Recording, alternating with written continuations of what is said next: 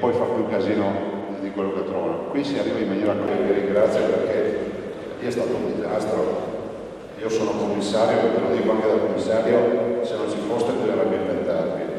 Così il presidente della regione Luca Zaia ai Vigili del Fuoco, un riconoscimento per tutto il lavoro svolto nella giornata in cui proprio la regione consegna le nuove attrezzature di ultima generazione, materiale per 270.000 euro stanziati interamente dalla regione, con un ulteriore finanziamento per il 2020 di 350.000 euro. Chiaramente ci sono delle attrezzature qui molto particolari quasi sperimentali di ultima generazione che servono per specifici interventi che, come vedete in questi giorni, tipo l'alluvione, tipo gli incidenti stradali, pensiamo anche al divaricatore che viene utilizzato così leggero di quella portata, che viene impiegato ad esempio nell'elicottero, quindi non ha presenza di carburante, non ha presenza di situazioni a rischio per innesco di miscele infiammabili presenti magari su un incidente stradale. Alla cerimonia era presente anche l'assessore alla protezione civile Giampaolo Bottaccin e si è ribadito come il Veneto sia capofila nell'integrazione dei servizi tra la protezione civile